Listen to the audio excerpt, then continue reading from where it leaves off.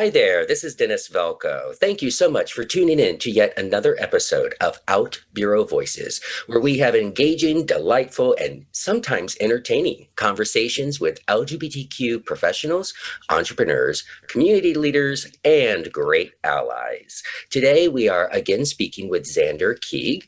I'll put a link up here to our past interview with Zander. Really great information, but we're here to talk about something new. And also joining us is his partner in this new venture, Jennifer Henius. Well, welcome to the show. Such a pleasure to meet you today, Jennifer. You too. Thank you for having us. Well, yes, thanks for having me back, Dennis. Well, absolutely, at any time. And so, I know we have quite a bit of your backstory, Zander, but Jennifer, could you maybe start off with a little bit of your professional background, and then we can kind of move in after that into the new organization that you two are co-founding? Sure thing. Well, I am a licensed clinical social worker. I am a military spouse and a healthcare consultant and a nonprofit founder and a long distance caregiver. And I've been in the federal space for almost 20 years, working for the Department of Veterans Affairs, and most recently served as the senior health system specialist in the VA's caregiver support program, where I served on the leadership team, helping to implement and oversee that program for the VA. Awesome. Now, is that at the Tampa Bay VA? No, that's at the headquarters level, so at the national level. Wow. Yeah, I worked in Washington, D.C. for Veterans Health Affairs headquarters for almost 15 years. And I spent 10 of those years on the leadership team of the National Caregiver Support Program, where I worked on public policy. I worked on LGBT policy as well, representing the National Social Work Office. And I worked on the caregiver education and training curriculum, where I worked to integrate LGBT sensitivity into that training curriculum so that folks could actually see themselves in the imagery and some of the language that was used. I'm an ally, an advocate. I have gay family members. And so that's sort of my background a little bit in this. Wow, what an exciting role, and what an opportunity to really have an impact. I, for one, am a veteran and have used the VA. I've had wonderful experiences at the St. Pete Center, as well as here in the Fort Lauderdale area. So thank you for your service in helping to make the VA more LGBT inclusive. That is awesome. Thank you. I didn't know that about you either. I actually started at the Bay Pines VA.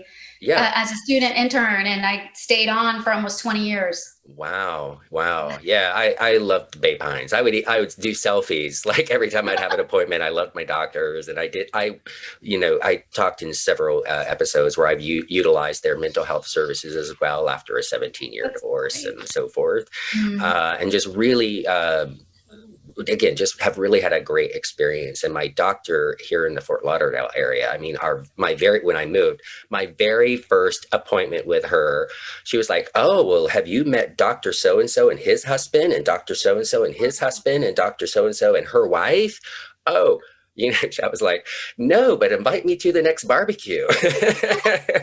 But it was just such a, as soon as I, because of course I was looking at prep and had to get all those kind of tests. So, it was like, that's the way it came out, of course, or just listen to me talk for like less than 5 minutes and you'll figure it out. But it was so wonderful to have that first experience with my new doctor down here, is just being open and welcoming and, trying to like hook me up with new friends. It was great. So I've had absolutely nothing but wonderful experiences with the VA system. And so I've always done those selfies, because I know typically it's only negative press that the VA gets. It's so true. It's so true. And it's come a long way, right? That VA certainly is, it's progressive. It's just now actually the national office just changed its name to the LGBTQ plus national program office for Veterans Health Affairs, which is a big change. So it's really working to become more inclusive in their language as well. Awesome. So whomever would like to kind of take the lead, how did you guys, obviously you're both in social work, obviously both working within the VA veteran space, but how did you guys come together and then meet each other, or how, professionally or whatever, and then let's start talking about your new organization and what was the spark for that and so forth. So whoever would like to take, you guys can bounce back and forth if you like. Sure. You want to start it, Zander? Well, I was trying to think about where we started, and I think it was LinkedIn. I think it was Yes. through LinkedIn, but I'm not exactly sure. I don't recall what initiated the connection. Like, we're both social workers. We both worked at the VA. We had some overlap in the things we were involved in, but never worked with each other directly, because I was on the National LGBT Health Work Group that was doing some of the reviewing and revising of policy and developing internal trainings, but we didn't overlap in that. And we're both caregivers for a family member who's a veteran. So I would imagine that it came up somewhere in one of our maybe posts, or we commented on something.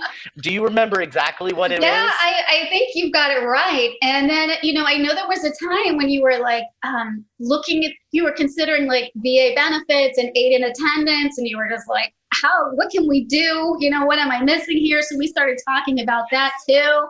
And we just kind of clicked and hit it off. And that's kind of how our relationship got started. And then I had formed a nonprofit during COVID that's really focused on caregiver holistic wellness. And Zander and I started talking about that, and I started thinking about his unique caregiving situation and what we know about LGBTQ caregivers and how they lack support. And especially in the wellness space, I wanted to make sure that what we were doing was a safe space and that it was clear that we were affirming and inclusive. And that ended up going down this special initiative that Zander and I have been collaborating on with this LGBTQ Caregiver Center resource. Awesome. And now, and from what I have kind of come across, I get news feeds every day, and one of the reports, it's been some time ago, but talked how in the caregiver world, number one, if it were a business, it'd be a multi-billion-dollar business, but most of it goes unpaid because it's family members, neighbors, etc., providing care for people who have disabilities, whatever that might be. Maybe they're just recovering from the hospital and so forth. So caregivers, a lot of things, or they might be caring for a child with, a problem. So, but the article that I read stated that a huge disproportionate number and percentile wise of caregivers happen to be LGBT. And they were citing potential reasons for that is, although lots of, like, I'm an adoptive parent, my son's 12 years old, but a good portion of LGBTQ people are not parents. And so if they have siblings, they might, the other siblings might be, look, I've got my kids to take care of. I got my kids and my job. You just have your job. You need to take care of mom, or you need to take care of this. And, right. Is that valid, or what has, what kind of sparked your aha moment to say, this is something that really needs to be focused on? Yeah, well, that's definitely valid, right? I mean, the National Alliance for Caregiving has come out with a study in 2020 that said that there were 53 million unpaid adult caregivers across the country. And this is pre-COVID. So that's about 1 in 5 adults, right, who are caring for a loved one who has, like you mentioned, a need for assistance, activities of daily living, or supervision of some kind. And you're right, these caregivers are providing billions of dollars of care and really are the backbone of the healthcare system. And so when you start to look then at different sort of populations within the caregiving community, you're absolutely right that the LGBTQ caregivers become caregivers at slightly higher rates than non-LGBTQ caregivers. And they really have some unique demographics as well. They're actually younger. They tend to be more racially and ethnically diverse. And the typical age is 42. And so that's pretty young. And I think it's for a lot of the reasons that you've already mentioned, right? A lot of these caregivers are single. They're often a child and take on the role of caregiving for their parents sometimes. They also take on the role of caregiving with their partner who may have chronic, health conditions, from cancer to AIDS to, different things. And so, it's one of the things also is though, right, is that coming up with and understanding the data, the real hard data around LGBTQ caregivers is a challenge, just like it's a challenge anywhere across the healthcare system when we're looking at data sets that are specifically around the LGBTQ population, because there's a lack of identifying LGBTQ within these surveys and within the research in general. Yeah, I could definitely see that because, most people aren't out, only 46% of LGBTQ people are out at work. If you're a recruiter and you're trying to, target talent acquisition for LGBT, just searching key terms on LinkedIn, you're missing like 80 to 90% of the actual LGBT candidates. And so, what'd be really interesting is, if in the future, if you've not already thought of this, you probably have, but creating LGBTQ specific surveys where that everyone coming on that survey does self-identify. Well, there's a really huge push, right? I mean, I think we finally have some of these huge organizations like the National Institute for Health, the National Academy of Medicine, and the Alzheimer's Association who are really beginning to pay attention to this. There's been a group lots of groups who've really been advocating to be sure that there's representation in the data sets when all of these organizations and researchers are really trying to look at this population. And they have recently recognized that there are aging disparities as well, right, that are specifically related to sexual and gender identity. So I think now there is more of a national health objective to try to reduce these health disparities and adverse health outcomes and start to look specifically at this population, because we have this sort of global recognition now that we haven't had in a long time, that this is really a key gap in health disparities research. And so for our LGBTQ Caregiver Center, one of our advisors is Dr. Jason Flatt, and he's really an expert in LGBTQ health disparities research, and he focuses a lot on LGBTQ and dementia and LGBTQ and Parkinson's, and he is associated with the University of Nevada. And so we're just super excited to partner with him as well and have him on our team. And he's really doing some amazing work in the space. And there are really a handful of researchers that are sort of niched down in this community. We just had an opportunity to meet with Dr. Whitney Wharton out of Emory University, and she's got this new study called Equality in Caregiving, where she's specifically trying to focus in on the unique needs and stressors and challenges of LGBTQ caregivers and try to better understand them and then develop like a specific caregiver training program that's tailored to their needs. And so she's really doing some innovative and exciting work, and we're really trying to help her recruit some participants and share her survey so that she can have a really robust project, because that kind of research is really needed. And that's the kind of thing that I think our center is interested in doing, is trying to help promote these researchers, get in contact with these caregivers that are out there, and help to get them into research projects like this, as well as just trying to hook them up with supportive resources, and also deliver some cultural competency trainings and some health and wellness programs that we can do online. Okay, well, great. And, it'd be awesome if you can get on as a like co-sponsor, co-author or something on some of those studies that you're, looking to help with. That would help raise visibility when those reports get published and news outlets pick it up.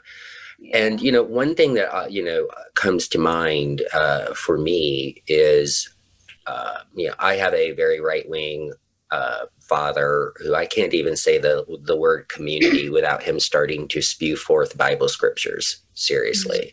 I've said that throughout all of this stuff, no secret. And, he's in ill health. His wife is 11 years younger, so she's, the caregiver. But if I were to have to be the caregiver of my father, I would be stressed out every single day because of, his lack of ever just accepting me for who I am and being able to have just a normal conversation without him going into, a biblical tirade. And so I imagine that is some of the unique stressors for LGBT caregivers, dealing with their older generation, in their 80s and 90s parents or whomever, who might not respect them as a human being for who they are.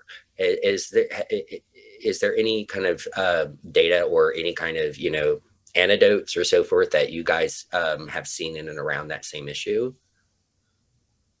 Yeah, I mean, sure. All I can say is I've heard people mention that, like you're not the first person that it seems almost like an obvious, but overlooked, right? Obvious but overlooked issue that would be unique to ours and some other communities, as far as, when we're growing up in an environment where the people around us are not supportive, are not accepting, are not affirming, and then we fall into some role later in life. I'm fortunate. My father's always been a strong supporter, and so this is not an issue that's come up for me. But there's one issue that hasn't come up yet, but I suspect it may come up. My father has dementia.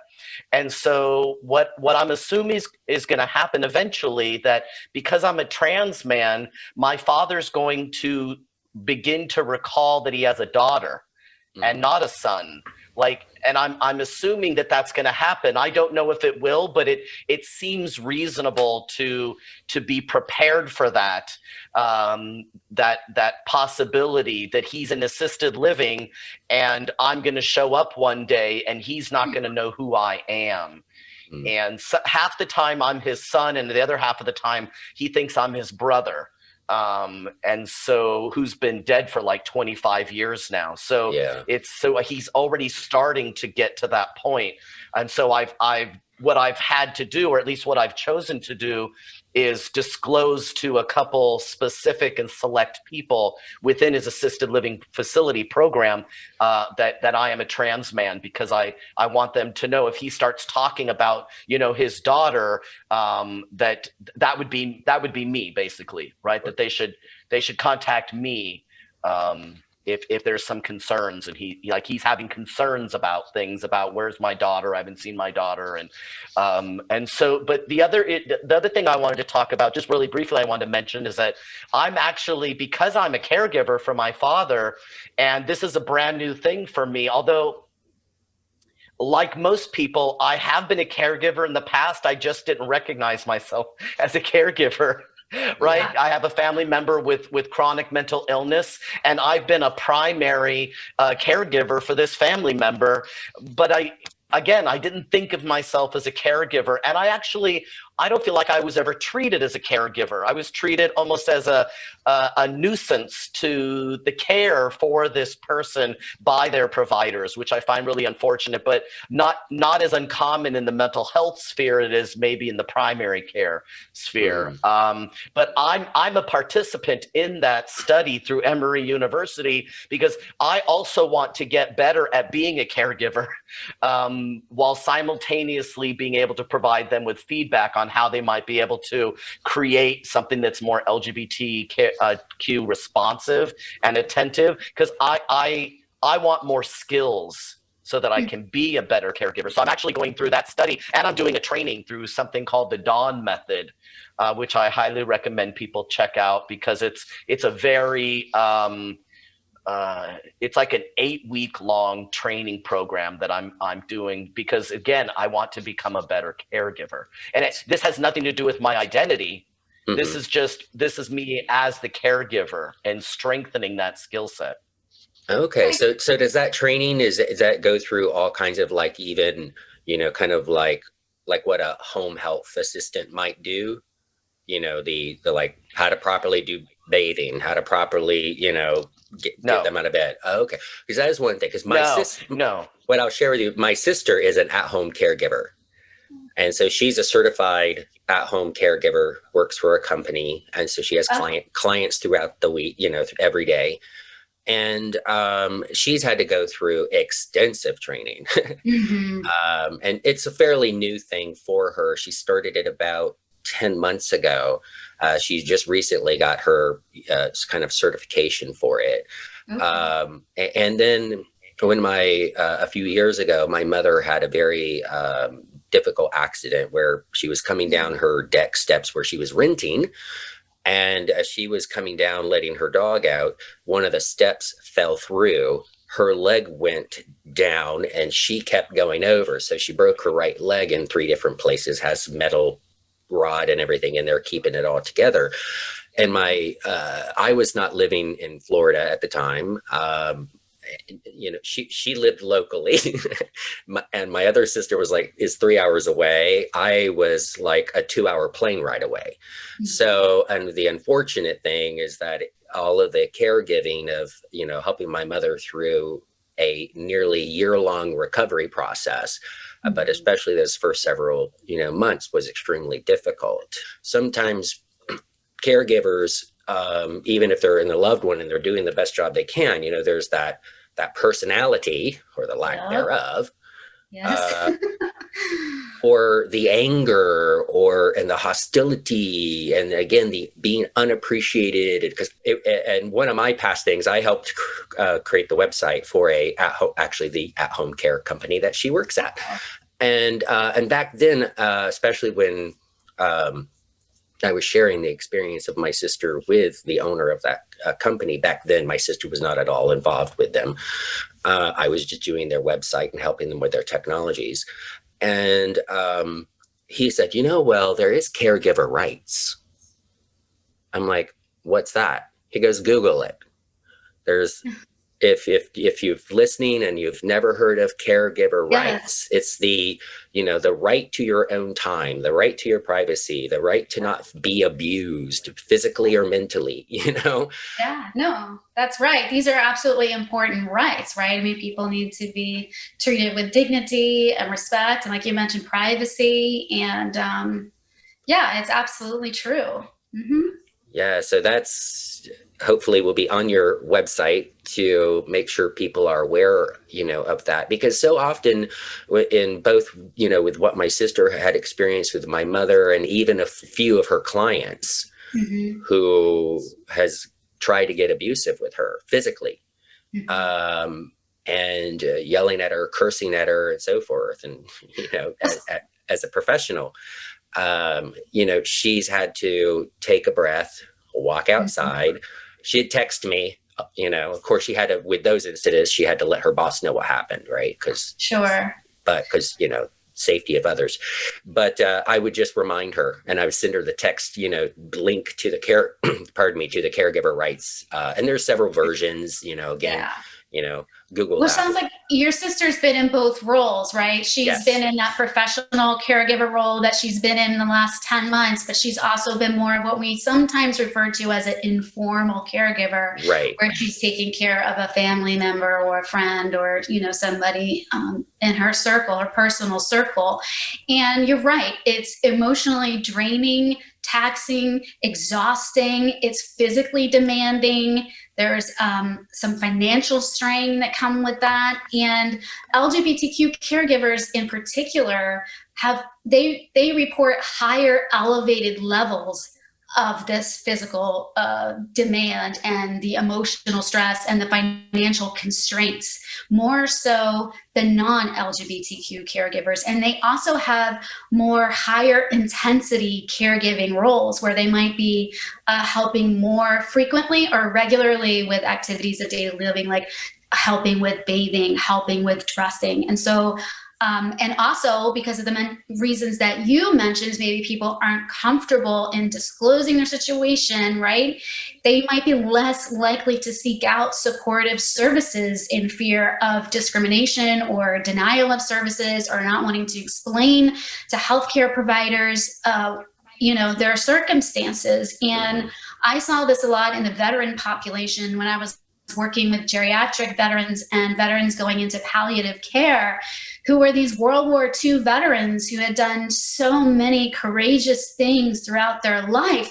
But here they were as seniors and maybe even approaching the end of life, and were really afraid to be their authentic selves to their providers and to the folks that were coming into their homes. And I found them actually sort of going back into the closet, removing photos at their home for these home health visits, like what your sister's doing, because they didn't want to share their full self. They were afraid. And to sit there as a social worker, knowing that these veterans have gone through so much and are so brave and courageous, that it was just hard. It was hard to really try to understand the situation that they felt, that they would be just so discriminated against, that they felt it was better to go back into the closet. And it was really hard. And just trying to help them as a social worker, try to navigate the healthcare system and all the legalese, and trying to help them find providers that they felt comfortable in sharing. It was a unique experience for me, and it was a challenging one too. Yes, I've read several articles. A new LGBT senior living assisted centers just opened kind of on the outskirts of the Bronx in New York. And I know there's another one. And you're echoing the same thing that the articles announcing those openings talked about. So very needed thing to know that you do have that support. Okay, so we've talked a lot about kind of the issues and the circumstances and so forth. So what kind of share kind of the whole picture of what you're striving to do with the new organization, or what kind of either features or functions or, all of that kind of stuff, to kind of share with me where you are now and maybe what your hopes is over the next couple of years. Well, we just recently put up a brand new website at LGBTQ Caregivers.org. So people should definitely go check out the website. And our hope is to have a pretty robust directory of different organizations and different schools and different research teams that are focused on LGBT caregiving, LGBT health issues, so that people can have access to that, and also so that maybe we can also use that as a good collaborative opportunity to get more people, because there's a much larger aging population now. So I think this is just a topic that is going to become more and more popular as we move forward. And so being able to sort of set the foundation for, here's a place where LGBT people who are caregivers can go to get connected in with other caregivers and take advantage of some wellness programming, and also maybe connect in with some trainings and some organizations that are providing resources to them, either locally or virtually. So like, I can see that there being many different, ultimately many different resources and services available once things, get moving. All right. Yeah, so I can kind of share with you our mission statement, and that is the LGBTQ Caregiver Center aims to raise awareness of the unique challenges faced by LGBTQ caregivers and those who care for LGBTQ individuals. empowers LGBTQ caregivers to live with pride and dignity, and serves as a conduit for education, wellness, training, and research. The center provides information and resources, delivers cultural competency trainings, and innovative services to enhance the health and wellness of LGBTQ caregivers. And that really speaks to what Zander just really explained, right? We really want to be able to do LGBTQ cultural competency. We've actually already done some for different organizations, and we also have a wellness program that we want to start to develop. I have a Yoga for Caregivers project. We have around 350 caregivers in an online community. And we would like to try to integrate LGBTQ caregivers from this new community into this yoga caregiver community, where we are teaching yoga, meditation, mindfulness. We have holistic wellness webinars and retreats with speakers from across the country. And so we really want to try to cultivate a welcoming, affirming, safe space for all diverse caregivers to bring their authentic selves with them to practice with us. And so we're working together with Yoga for Caregivers, which is a part of the Caregiver Wellness Collective nonprofit. The same as this initiative is now part of this broader nonprofit. And what we really need to do is just start to spread the awareness that we're here, we're out here, we're starting to grow and develop things, and we hopefully will be able to start getting some funding, right? Because at the end of the day, I'm sort of bootstrapping this effort on my own, and we need resources, right? In order to really build out the online robust directory that Zander and I really envision happening. It takes funds, just like these research projects take funding. So now that we're out there, and as long as we're networking and spreading the word, thanks to you, Dennis, and making things known about this new initiative, I think that will really start to help us create partnerships and find the people who share in our passion and our interest in this special population. Awesome. Thank you for that very robust overview. And off the top of my head, I could think, CVS, Walgreens, if Ecker Drugs is still around, the pharmaceutical companies. You have a great story. And because, of course, whether it's the LGBT person is the caregiver or the person needing care, right? All of those companies come into play, right? So they're a perfect fit. Yes.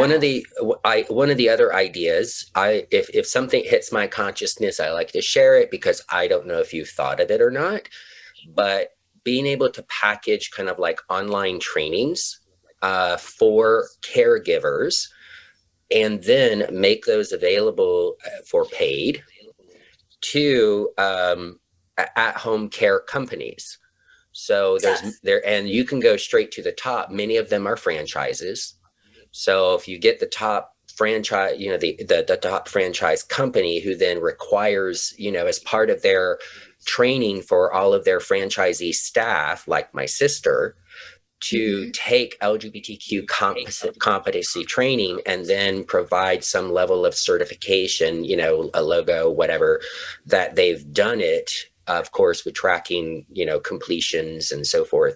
That would be a great way to really create visibility. If all the people looking for home care, for an at-home, assisted, care like my sister does, for someone to go on that site and see, oh, they're LGBT inclusive, they're certified by the LGBT Caregiver Center. Wouldn't that be great? We definitely want to do that, right? Because we're so fortunate.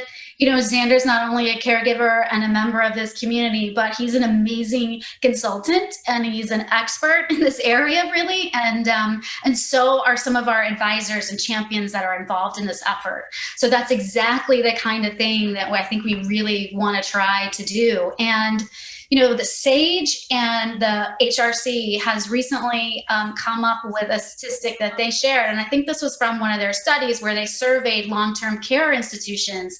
And they found that only 18% of them had non-discriminatory policies. So this is a real problem. And that's exactly why long-term care facilities and home health care agencies need this training. They need our training. And so that's a really exciting piece, I think, that we're looking forward to further developing, for sure. And you now have a studied, documented proof that you have a solution or developing the solution. Yeah.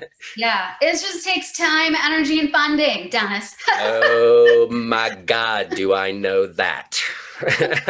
And we're just a scrappy, small little startup, but I think Zander and I have big visions, and we both are very accomplished in our professional backgrounds. And I know we're going to get this done somehow because we just share the passion for doing it. So.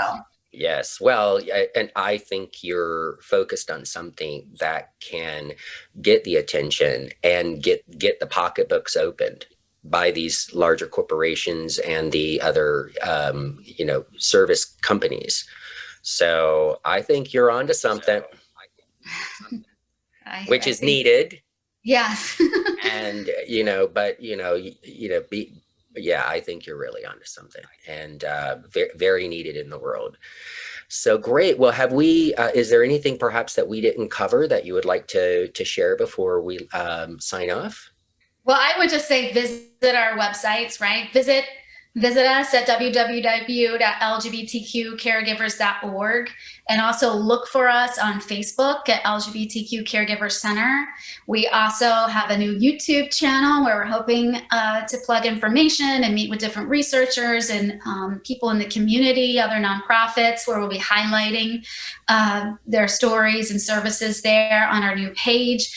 We've also established a LinkedIn group for LGBTQ caregiver allies and advocates, because we really want to form a community of professionals that are interested in this work and how learn from each other and support each other, market what each other is doing, and sort of share that. So I think that's really important to share. Absolutely.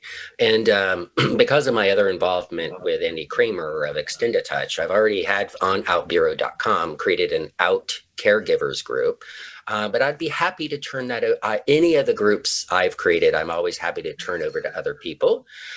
So if you guys would like to become the owner, moderator, administrators of that group, you then could rename it to your organization if you so choose. As the site grows, it's not going to be flooded with hundreds of people right away, but, having that presence there, and then you're able to share, and of course, at any time, whether you do that or not, you're able to share your content on OutBüro. Also, I'd love to invite you, as you potentially write articles or information, you're also able to submit articles onto outbureau.com that would become part of the blog, and then also get shared kind of automatically through our social channels. So let me know, either one of you, if you'd like to kind of take over that group, happy to do that, or you can create your own group, as well. No worries. But yeah, so, my goal is to grow the professional and entrepreneur space globally. And so if you have a presence there, just like on LinkedIn, hopefully folks will find you and see the great stuff that you're doing. Well, that's really generous, Dennis. Thank you for making that offer and offering that kind of. Well, I'm glad you think it's generous. Anyone can create a group on the site, but I'd love for, but it's your focus, right? And so it'd be great to have you guys, be the moderator administrator, because, I'm not going to have, if someone pops into the OutBüro group, if they ask a question, I'm not going to be the one that really knows how to properly answer them, Sure. So you're welcome to that. All righty. Well, thank you. Well, and I just want to say, as an OutBüro member, I'm happy to learn about this group, because now I'm going to join the group, because I'm in several of the OutBüro groups, but I'm definitely going to join the caregiver group now because I need support too, right? It's like, I think that's part of the issue, is that as social workers who are also caregivers, we have to be able to differentiate between our private and our professional lives. And so we're givers. And so we give professionally and we give personally, and it's not always, we don't always remember that we need to also ask and receive care. I don't know about any other social worker, but I know for me, that doesn't necessarily come naturally. I'm mostly outwardly focused and otherly focused. And so now that I know that there's specifically a group, I'm going to go join it, Absolutely. But my goal will be to participate and not only become a person who is contributing and resourcing people, right? I can't always be the social worker. It's a lot. Right. But, just like you see me posting a lot, it's just as whenever I first started the LinkedIn group 13 and a half years ago, I was the one posting every day until eventually, because you have different kinds of people on social media. The vast majority of people just observe. They don't take any kind of engagement action. Okay, so you have just the observer, then you have the liker, and then you have the commenter, and then you have the poster. And the posters are the smallest amount. And so, so long as you're not posting 15 things a day, don't worry about it. Because what happens is, Zander, is then when you post it, if it's an open group, when you post in the group content about your organization or just or a research study from some university or some organization, if it's an open group, then it also appears on the site's main activity stream. So then then it could be included in the weekly email digest of what's happening on OutBüro. So that would provide visibility, one, of the group's existence, two, of your organization's existence. So yeah, don't feel bad about posting stuff. You look how much I do. We need to tap into your expertise, Dennis, because we are not social media marketers. We are just scrappy little social workers trying to do what we can do. Social workers trying to become social medias. Yes, well, it's a lot of expertise that you're sharing. I'm happy to help anytime. Also, search engine optimization, and again, that would be great for posting articles on outbüro.com with keyword, because then it's also cohabitating with all the other content on the site. So from my 240 articles to, I'm partnered with Business Wire and Cision, so I get news feeds from major press release companies. And so it would cohabitate with all of that, which makes it elevate because it's being posted with similar content, meaning LGBTQ focus, health focus. Like in my news feeds, one of my categories is health. So yeah, so so if I get I get news feeds from these major press release companies, and if it's something to do with LGBTQ health, LGBTQ seniors, etc., I categorize it, and then of course I tag it as you do, and all of that, and then I social media it, out to about 8 different websites. Wow. So anywho, we can have all that another day, another private conversation, or maybe that'd be a good recording, just for folks to learn about that. You heard it here, everyone. Dennis is going to give us a little bit of tips on this. Oh yeah, well, absolutely. Because we need to all work together to help each other rise, right? That's true. Yes, it's true. Well, super. Well, it has been an absolute delight chatting with you guys today, learning about your LGBT Caregiver Center. What an exciting new venture. Very proud of you and appreciate the opportunity to chat with you today. Thank you, Dennis. Thank you, everyone, for tuning into this episode. We've been talking about the LGBT Caregiver Center. It's coming new. Make sure you check it out. We'll have links below to the organization's websites, as well as to the profiles of both these amazing people who have created this new resource for the LGBT community. While here, be sure to, on whatever application or website that you're listening to hit that follow, share, or like button. And if the application, such as YouTube, has a notification bell, be sure to hit that. We have a backlog right now of interviews that we are going to be pumping out as quickly as possible. Also, join OutBüro.com. You can find all current and past episodes under content and episodes. And after completing at least 30% of your professional profile, you'll be able to connect not only with these 2 great individuals, but all individuals on the website. You'll also be able to join over 240 groups that are city, state, local, regional, country, topical, and some lifestyles like I happen to love cooking, so there's an Out Foodies group. We'll see you there. I'm Dennis Velco. Bye-bye.